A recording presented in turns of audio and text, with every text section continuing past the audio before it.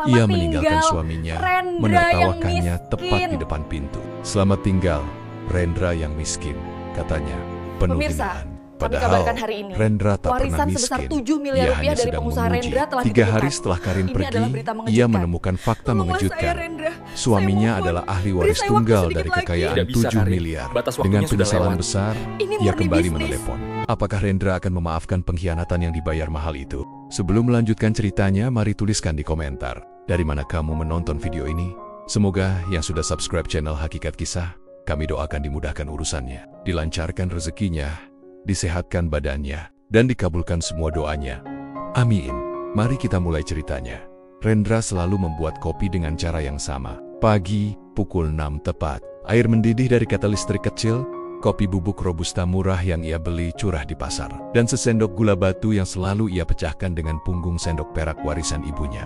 Buih coklat yang mengembang di permukaan cangkir keramik kusam itu adalah simbol dari hidup mereka selama 3 tahun terakhir. Sederhana, dapat diprediksi, dan bagi Karin, dingin seperti logam. Di meja makan yang permukaannya sudah terkelupas di beberapa sudut, Karin duduk. Bukan duduk tenang menikmati pagi, melainkan duduk menunggu keajaiban, menunggu ucapan Rendra yang akan memberitahunya bahwa hari ini, rutinitas ini akan berubah. Tapi Rendra hanya menyodorkan cangkir kopinya, tersenyum kecil, dan menarik koran bekas hari kemarin yang ia gunakan sebagai alas. Senyum itu, senyum tulus tanpa beban. Semakin lama semakin menjadi racun bagi Karin. Ia melihat kemalasan, bukan ketenangan, dalam garis-garis senyum suaminya. "Kopi?" tanya Rendra. Suaranya lembut tanpa beban, seperti anak sungai yang mengalir di beta-beta kecil.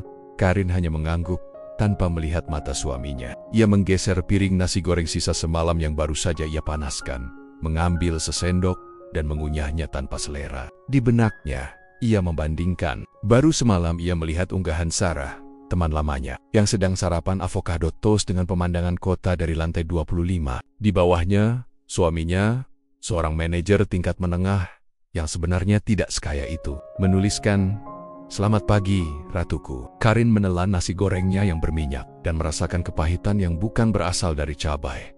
Hubungan mereka telah bergeser dari cinta menjadi toleransi. Mereka menikah karena kesederhanaan Rendra dulu terasa jujur dan melegakan. Karin yang lelah dengan drama pria-pria kaya yang penuh janji, mendapati Rendra sebagai pelabuhan damai.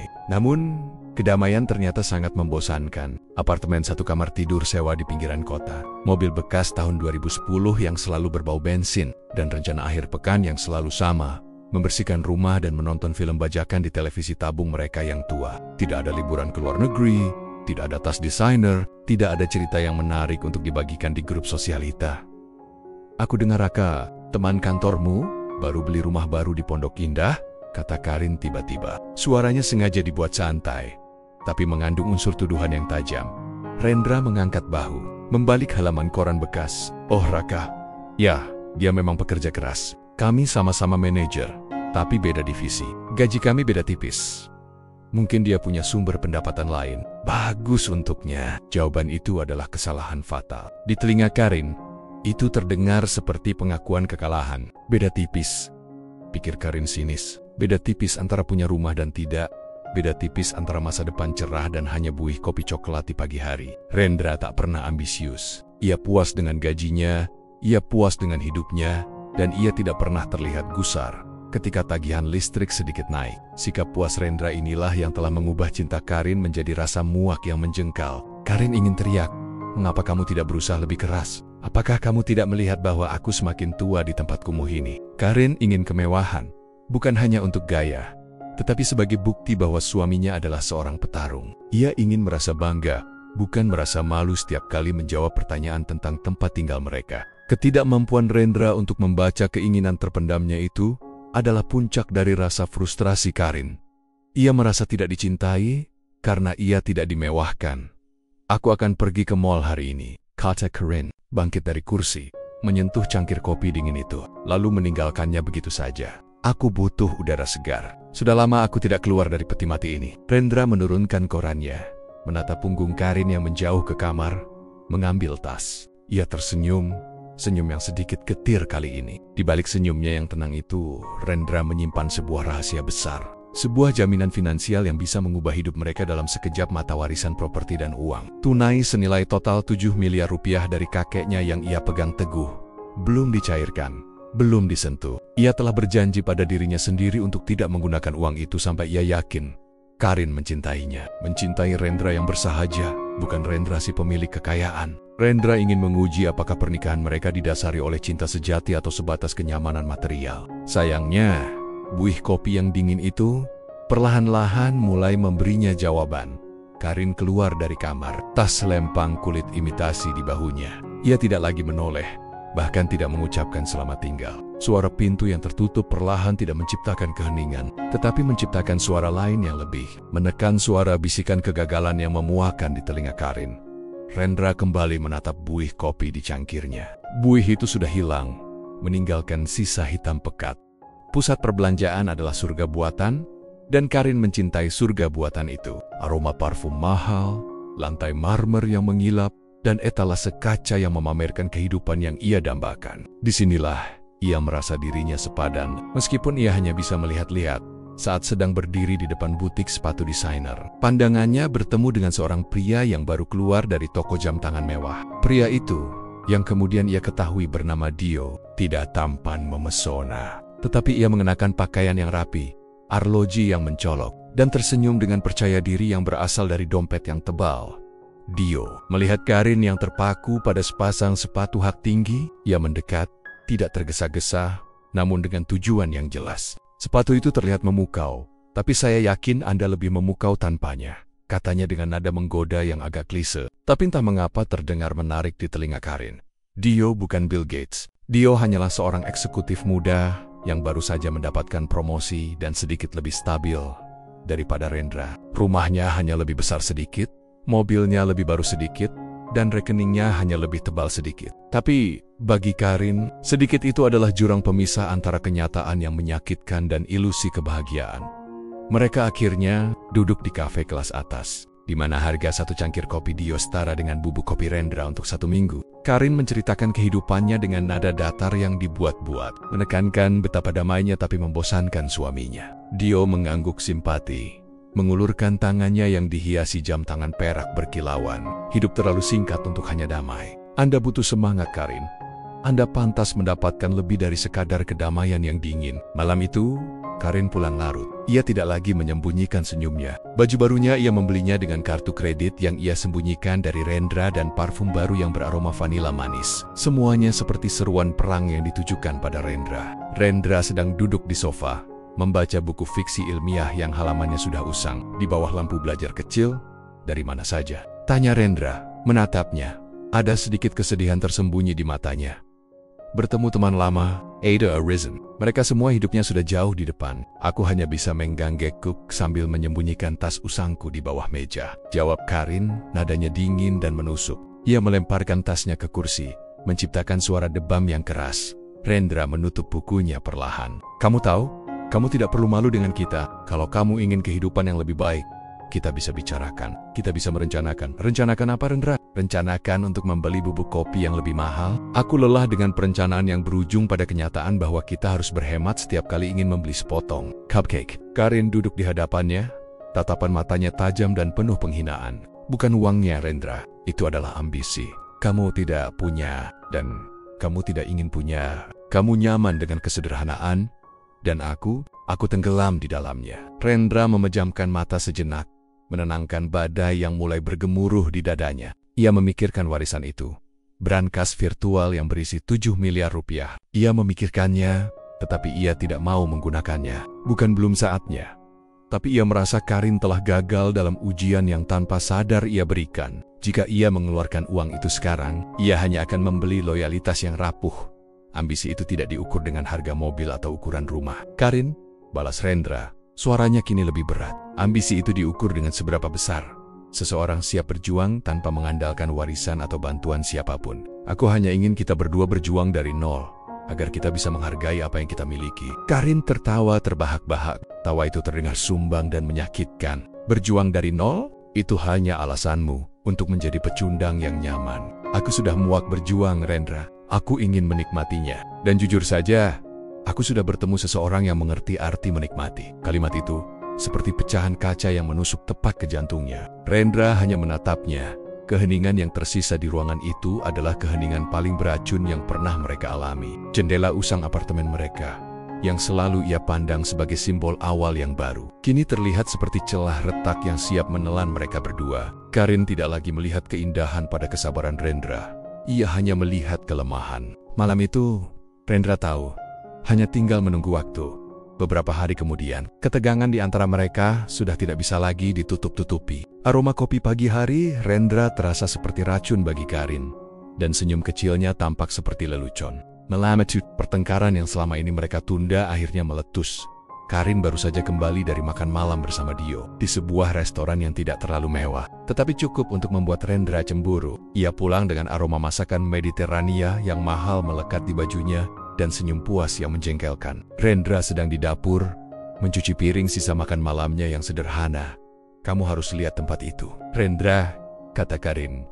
Suaranya penuh cemoohan. Mereka punya layanan valet dan ada live music yang sangat berkelas. Aku hanya bisa membayangkan bagaimana rasanya hidup tanpa harus khawatir tentang diskon atau kupon. Rendra meletakkan piring dengan hati-hati kerak. Suara piring beradu itu terdengar seperti genderang perang. Kenapa kamu tidak menikah saja dengan restoran itu, Karin? Sepertinya kamu lebih mencintai kemewahan daripada suamimu. Karin berbalik, matanya menyala-nyala. Semua frustrasi, semua rasa malu yang ia kumpulkan selama 3 tahun, keluar seperti lava panas. Ya, aku mencintai kemewahan. Dan aku membenci kebohonganmu tentang kesederhanaan ini. Ini bukan kesederhanaan, Rendra. Ini adalah kemiskinan sukarela. Kamu punya gelar sarjana, kamu punya pekerjaan bagus, tapi kenapa kita masih hidup seperti mahasiswa? Jawab aku, apakah kamu tidak punya ambisi sama sekali? Ia melangkah maju, mendekat, menatap Rendra dengan mata yang menyipit. Aku bertemu Dio. Dia memang tidak sekaya itu, tapi setidaknya dia tahu bagaimana menghargai wanita dengan memberikan kenyamanan. Dia tidak membuatku merasa seperti pengemis yang harus bersyukur hanya karena atap rumah tidak bocor. Rendra merasakan sakit yang mendalam. Kata-kata Karin tidak hanya menghina dirinya, tetapi juga nilai-nilai yang ia pegang teguh. Nilai untuk tidak mengandalkan warisan, nilai untuk membangun segalanya dari nol. Ia telah gagal dalam ujian itu, tapi kegagalan Karin lebih menyakitkan. Kamu tahu, Karin, kata Rendra, suaranya rendah dan serak, membuat Karin sedikit gentar. Aku selama ini berpikir, jika aku bisa memberimu segalanya, rumah besar, mobil, rekening yang penuh, apakah kamu akan tetap mencintaiku? Aku memilih untuk tidak memberikannya. Bukan karena aku tidak mampu, aku hanya ingin memastikan, apakah kamu menikahi aku atau menikahi dompet potensialku? Karin tertawa nyaring, tawa yang menusuk telinga Rendra. Omong kosong! Jika kamu mampu, kamu akan memberikannya, Rendra. Kamu hanya mencari alasan untuk menutupi ketidakmampuanmu. Setiap pria di dunia ini akan menggunakan kekayaan jika mereka memilikinya untuk membuat istrinya bahagia. Hanya pria lemah yang berpura-pura bersikap filosofis tentang uang. Aku tidak berpura-pura, balas Rendra, menatapnya lurus-lurus. Dan kamu tidak tahu apa-apa tentang kemampuanku. Sama sekali tidak ada. Tiba-tiba, Karin meraih piring keramik yang baru saja Rendra cuci dari rak dan melemparkannya ke lantai. Preng! Suara itu memecah keheningan apartemen yang sudah lama sunyi. Aku lelah dengan teka-teki, Rendra. Aku lelah dengan kebohongan. Aku sudah muak menjadi Karin yang menyedihkan di samping Rendra si filsuf yang miskin. Ia berlari ke kamar, membuka lemari pakaiannya dengan kasar, dan mulai menarik keluar pakaiannya. Gonggon, jaket-jaket, semuanya ia masukkan ke dalam koper usang yang ia dapatkan saat menikah dulu. Setiap kali ia memasukkan pakaian, ia bergumam, aku pantas mendapatkan yang lebih baik. Aku pantas mendapatkan kehidupan yang lebih baik. Rendra berdiri di ambang pintu kamar, mengawasinya. Wajahnya pucat, tapi matanya kering. Tidak ada air mata, hanya kekecewaan yang tak terbatas. Ia melihat Karin mengemas hidupnya bersamanya, dan ia menyadari betapa ringannya arti dirinya di mata istrinya. Warisan 7 miliar rupiah itu tidak lagi terasa penting. Yang penting adalah ia telah kehilangan perempuannya, bukan karena ia miskin, tetapi karena ia memilih untuk tampil miskin. Pergilah, Karin, bisik Rendra, suaranya nyaris tidak terdengar. Pergi, jika kamu berpikir kekayaanlah yang akan membuatmu bahagia, jangan buang waktuku lagi. Karin menutup koper itu dengan dentuman keras, seolah menutup babak kehidupan mereka. Ia bahkan tidak berpamitan dengan pantas. Ia hanya menatapnya dengan pandangan jijik, seolah-olah Rendra adalah kotoran di sepatunya. Karin menyeret koper usangnya ke ambang pintu. Pemandangan Rendra yang berdiri di tengah ruang tamu yang berantakan, dikelilingi oleh pecahan keramik dan keheningan yang baru, adalah pemandangan yang akan ia nikmati sepanjang hidupnya. Ia merasa menang. Ia telah membebaskan dirinya dari belenggu kesederhanaan yang memuakan. Ia berhenti tepat di depan pintu, memutar tubuhnya, dan memberikan tatapan terakhir pada Rendra. Tatapan itu bukan tatapan sedih perpisahan, melainkan tatapan superioritas yang murni dan dingin. "Kau tahu, Rendra," katanya, suaranya tajam dan melengking. "Aku sudah membuang 3 tahun hidupku yang berharga untukmu. 3 tahun menunggu keajaiban yang tidak pernah datang. 3 tahun menghirup udara apek di sini. Lihat, kamu bahkan tidak punya martabat untuk memohon aku tetap tinggal." Rendra hanya menatapnya. Tangan terkepal di samping tubuhnya. "Aku sudah memberitahumu. Aku akan pergi ke Dio. Dia akan memberiku kehidupan yang layak. Dan kamu, Rendra." Karin mendekat selangkah, mencondongkan tubuhnya ke depan. Nadanya merosot menjadi bisikan yang menghina. "Kamu akan tetap di sini, sendirian. Dengan koran bekasmu, bubuk kopi murahanmu, dan kebanggaan palsumu tentang filosofi hidup sederhana. Kamu pecundang, Rendra. Seorang pecundang yang nyaman." Kemudian, ia tertawa. Tawa Karin bukanlah tawa kegembiraan, melainkan tawa kemenangan yang paling keji dan merendahkan. Tawa itu bergema di ruang kosong, menghancurkan sisa harga diri Rendra. Ia tertawa seolah-olah melihat badut yang baru saja jatuh di lumpur. Seolah-olah Rendra, suaminya sendiri, adalah objek hinaan yang layak untuk dicemooh. "Selamat tinggal, Rendra yang miskin," katanya, masih dengan sisa-sisa tawa di suaranya. Ia berbalik, membuka pintu, dan melangkah keluar, menyeret koper itu dengan bunyi gesekan yang menyakitkan di lantai koridor. Pintu ditutup. Tidak dibanting, tapi ditutup dengan penekanan yang menunjukkan finalitas. Rendra berdiri di sana, tak bergerak selama mungkin 5 menit. Ia melihat pecahan keramik di lantai. Ia melihat kekosongan di tempat tidur mereka. Ia melihat bayangannya sendiri di jendela yang berdebu. Pria yang ia lihat bukanlah pria yang bersedih, tetapi pria yang baru saja dihakimi, dicap gagal, dan diinjak-injak harga dirinya oleh wanita yang seharusnya menjadi pasangannya. Rendra berjalan perlahan ke meja makan. Tempat cangkir kopinya masih tergeletak. Ia mengambilnya, mencium aromanya yang dingin, dan meletakkannya kembali. Di saat itu, ia menyadari bahwa ujian itu telah berakhir. Dan Karin, ia gagal total. Warisan 7 miliar itu, yang selama ini ia jaga sebagai mahar untuk cinta sejati, kini terasa seperti bumerang ironi. Ia mengeluarkan ponselnya. Jari-jarinya mengetik nomor yang sudah lama tersimpan. "Pak Bima, pengacara warisan." Panggilan tersambung. Suara Rendra, meskipun masih pelan, memiliki ketegasan baja yang belum pernah didengar Karin. "Pak Bima, ini Rendra, saya sudah putuskan. Jual aset yang di Bandung itu segera, cairkan semuanya. Saya ingin dana 7 miliar itu sudah masuk ke rekening investasi saya dalam waktu kurang dari seminggu. Saya rasa sekaranglah saatnya saya hidup sesuai dengan kapasitas finansial saya." Ia mengakhiri panggilan, meletakkan ponselnya, dan menatap ke arah pintu yang baru saja dilewati Karin. Tidak ada dendam yang membara di matanya, hanya keputusan dingin. Ia akan melanjutkan hidupnya, dan ia akan melakukannya dengan uang yang ia warisi. Karin telah memilih jalan yang ia yakini akan memberinya kebahagiaan. Rendra hanya akan menunggu karena ia tahu ilusi Dio tidak akan bertahan lama, dan kebenaran warisan Rendra akan mengejar Karin lebih cepat daripada yang ia bayangkan. Ia merasa ligah. Ia tidak lagi harus berpura-pura menjadi Rendra yang benar-benar miskin. Ia kini bebas untuk menjadi Rendra yang sesungguhnya.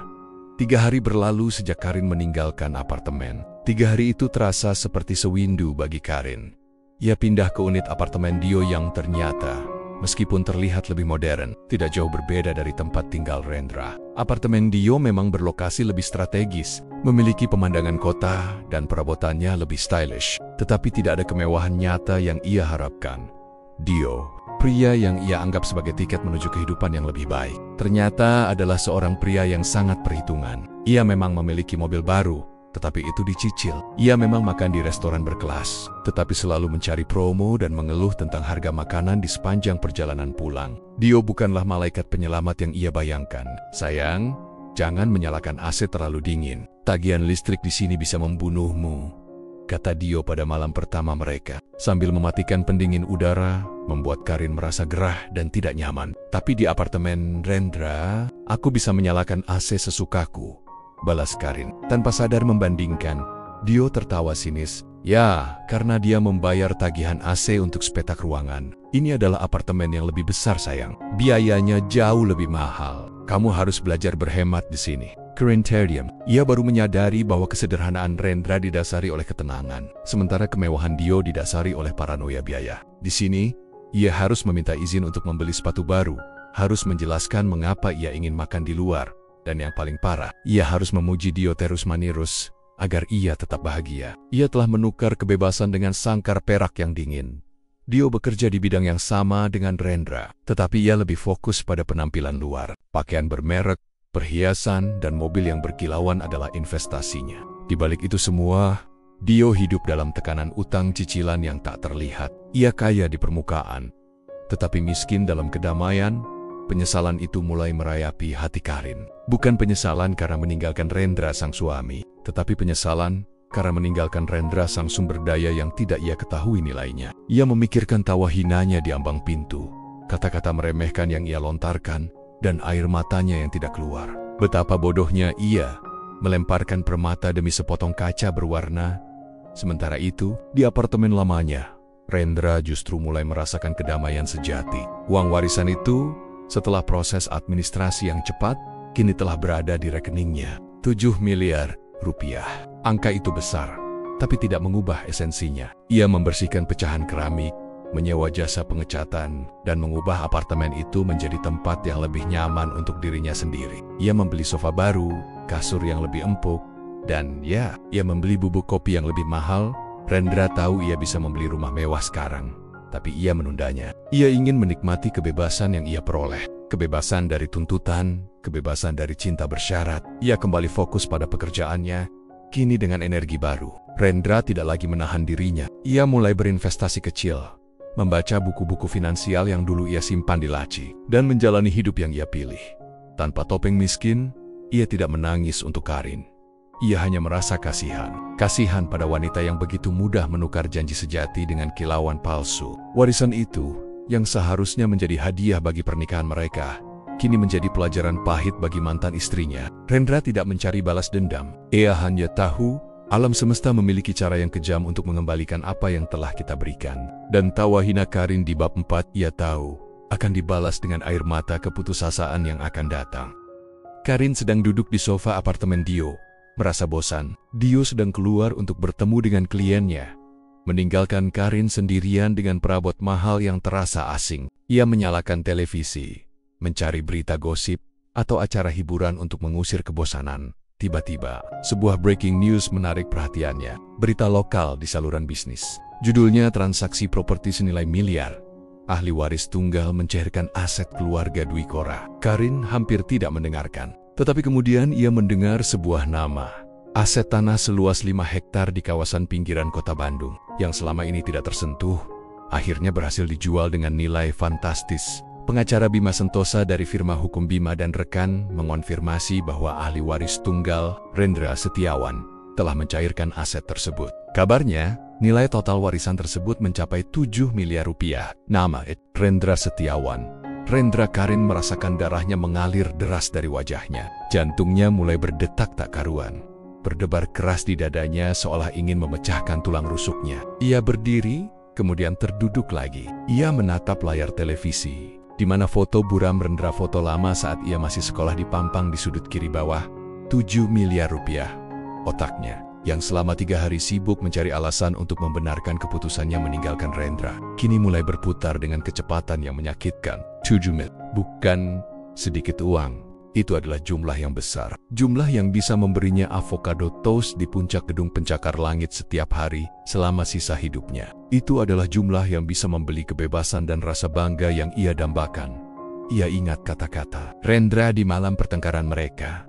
Aku tidak berpura-pura, dan kamu tidak tahu apa-apa tentang kemampuanku. Sama sekali tidak ada. Air mata mulai menggenang di matanya, tetapi itu bukan air mata kesedihan, melainkan air mata penyesalan yang sangat pahit. Sebuah tawa pahit muncul dari tenggorokannya, tetapi itu bukan tawa penghinaan, melainkan tawa ironi yang menusuk jiwa. Ia menertawakan dirinya sendiri.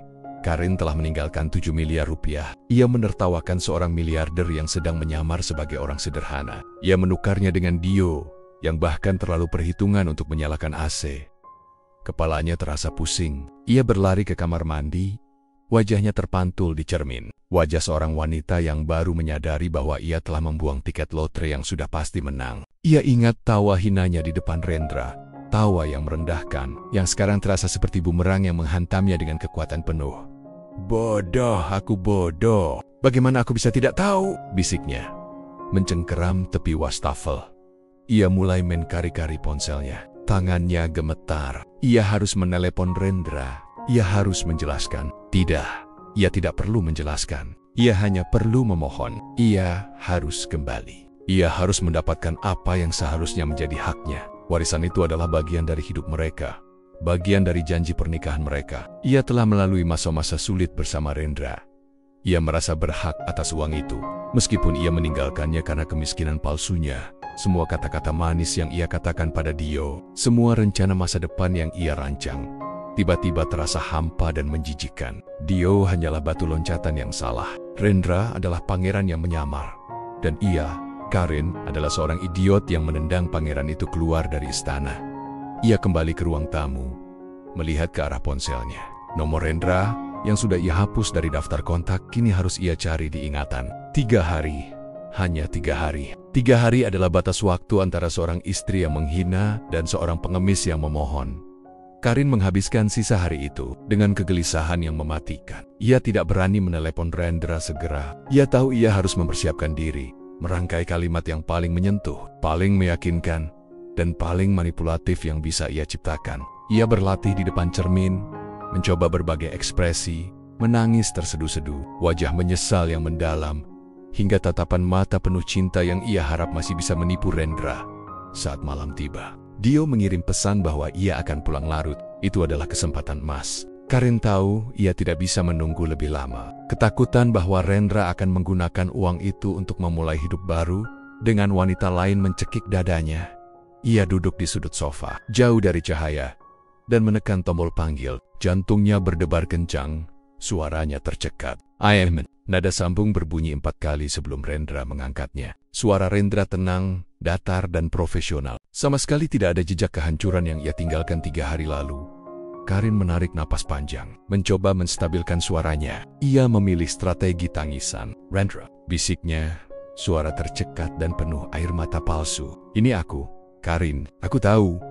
Jawab Rendra singkat, tanpa emosi, tanpa basa-basi. Kehangatan di suaranya telah hilang sepenuhnya. Rendra, aku membuat kesalahan besar. Kesalahan yang sangat bodoh. Aku minta maaf. Aku tidak tahu apa yang merasukiku. Aku terlalu sombong. Aku terlalu buta oleh dunia luar. Karin mulai merangkai kalimatnya, membiarkan air mata mengalir. Air mata itu memang tulus. Tulus karena ia telah kehilangan 7 miliar. Aku sudah tahu itu. Karin, potong Rendra dengan nada yang membuat Karin merinding. Kamu sudah menjelaskan itu padaku 3 hari yang lalu. Dengan tawa yang sangat renyah. Tawa yang membuatku sadar. Tidak, bukan itu. Tawa itu adalah mekanisme pertahananku. Aku marah pada diriku sendiri karena aku terlalu mencintaimu, Rendra. Aku marah karena aku tidak bisa melihatmu berjuang lebih keras. Dan itu membuatku lepas kendali. Aku mencintaimu, Rendra.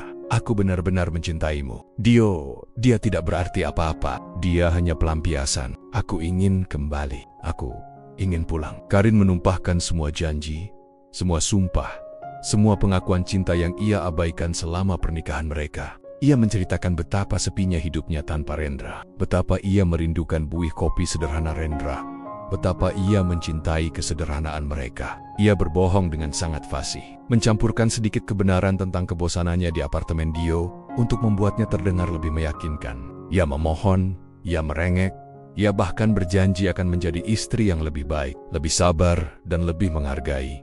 Rendra membiarkannya berbicara. 5 menit, mungkin lebih. Ia mendengarkan semua tangisan, semua penyesalan, semua kata-kata manis yang datang terlambat. Di sisi telepon yang lain, Rendra duduk di sofa barunya, di apartemen yang kini sudah dicat ulang, sambil menyesap single malt whisky mahal, menatap ponselnya dengan ekspresi kosong. Apakah kamu sudah selesai, Karin? Tanya Rendra, ketika ia yakin Karin sudah kehabisan napas. Ya Rendra, tolong. Beri aku kesempatan kedua. Aku akan memperbaiki semuanya. Aku bersumpah. Aku akan mencintai kesederhanaanmu. Jangan bicara tentang kesederhanaan, Karin. Potong Rendra, suaranya kini dingin seperti es. Kamu tahu aku tidak sesederhana yang kamu kira, bukan? Berita hari ini cukup jelas. Karin tercekat. Ia tahu, Rendra tahu bahwa ia sudah tahu. Tidak ada lagi ruang untuk berpura-pura. Ia hanya bisa mengangguk dan memohon lagi. Aku tahu warisan itu. Aku tahu kamu mampu. Dan itu membuatku semakin merasa bersalah. Aku hanya ingin kembali ke sisi. Aku tidak peduli dengan uang itu, Rendra. Aku hanya ingin kembali ke suamiku, Henning. Rendra memejamkan mata. Ia memikirkan tawa itu lagi. Tawa yang menusuk di pintu. 7 miliar rupiah terasa sangat kecil dibandingkan harga dirinya yang terinjak. Namun, ia tidak bisa membiarkan tawa itu menjadi kemenangan terakhir Karin. Aku akan memberimu kesempatan. Karin, kata Rendra akhirnya. Suara itu begitu tenang, begitu final, sehingga Karin hampir tidak bisa mempercayainya.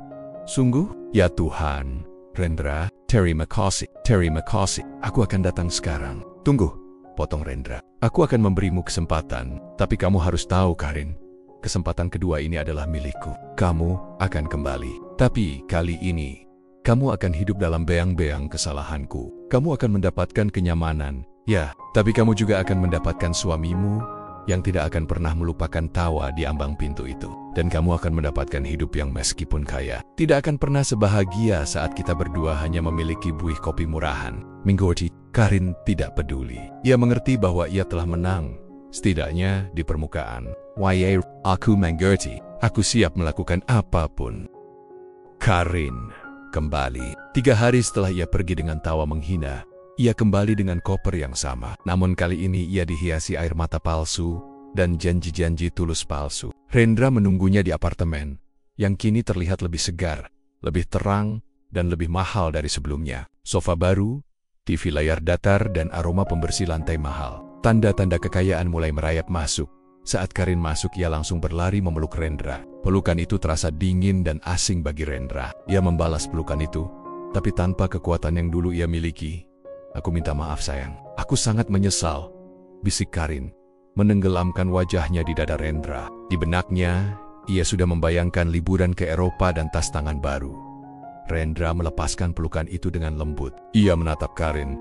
Wajahnya tidak menunjukkan amarah tetapi kehautehesion yang dingin. Aku sudah bilang, aku menerimamu kembali. Tapi kita punya banyak hal untuk bicarakan. Ia membawa Karin ke dapur. Di meja makan, yang sekarang ditutupi taplak linen baru, ada 2 cangkir kopi. Salah satunya adalah kopi Rendra, yang kali ini harum, terbuat dari biji kopi Arabica Premium. Satunya lagi adalah kopi instan sachet murah yang sering ia buatkan untuk Karin di pagi hari. Duduklah, kata Rendra. Karin duduk. Matanya berbinar melihat perubahan di apartemen itu. Ia tahu ini baru permulaan. Aku sudah mencairkan warisan kakekku, Karin. 7 miliar. Kita sekarang punya cukup uang untuk hidup tanpa harus bekerja keras seumur hidup. Kita bisa membeli rumah dimanapun, mobil apapun. Rendra berbicara dengan nada fakta, bukan janji. Karin tersenyum lega. Aku tahu kamu akan berhasil, sayang. Aku tahu kamu punya ambisi. Aku hanya terlalu bodoh untuk menyadarinya. Rendra menyendokkan gula ke kopinya, lalu menatap Karin. Kamu tidak bodoh, Karin. Kamu hanya serakah. Dan itu adalah perbedaan yang sangat besar. Wajah Karin memucat. Kalimat itu menamparnya lebih keras daripada semua kekecewaan yang ia rasakan selama 3 tahun terakhir. Aku akan memberimu kenyamanan yang kamu inginkan. Kita akan hidup mewah. Tapi kamu harus tahu satu hal, lanjut Rendra. Suaranya bergetar sedikit karena emosi yang tertahan. 7 miliar itu adalah milikku, bukan milik kita. Ini adalah warisan yang kakekku berikan padaku. Dan aku akan membaginya denganmu. Ya, karena kamu adalah istriku. Tapi setiap keputusan finansial, setiap investasi, setiap pengeluaran besar akan berada di bawah kendaliku sepenuhnya. Ia mendorong cangkir kopi instan di depan Karin. Inilah kopi yang kamu dapatkan saat kamu menghargai kesederhanaanku. Dan ini, Rendra mengangkat cangkir kopinya yang mewah, adalah kopi yang aku minum setelah kamu menertawakanku. Karin menunduk. Ia tidak bisa membantah. Ia telah kehilangan haknya untuk berargumen, kehilangan haknya untuk menuntut. Tawa hinanya di ambang pintu kini kembali menghantuinya, berubah menjadi cangkir kopi pahit yang harus ia minum. Ia mendapatkan kekayaannya, tetapi ia kehilangan kendali. Dan yang paling parah, ia kehilangan rasa hormat dari suaminya. Rendra tahu, menerima Karin kembali bukanlah tindakan cinta buta, melainkan pelajaran. Pelajaran baginya tentang siapa Karin sebenarnya. Dan pelajaran bagi Karin tentang betapa mahalnya harga keserakahan. Ia mengangkat kopinya, menyesapnya perlahan, dan menatap Karin yang kini duduk di depannya, diam dan menunduk. Ia tidak lagi melihat cinta di mata Karin, hanya ketakutan. Rendra tahu, dari hari ini dan seterusnya, ia adalah seorang suami yang kaya, dan Karin adalah seorang istri yang terpenjara dalam kenyamanan emas, dihantui oleh bayangan tawa hinanya sendiri. Dan untuk saat ini, bagi Rendra, itu sudah cukup.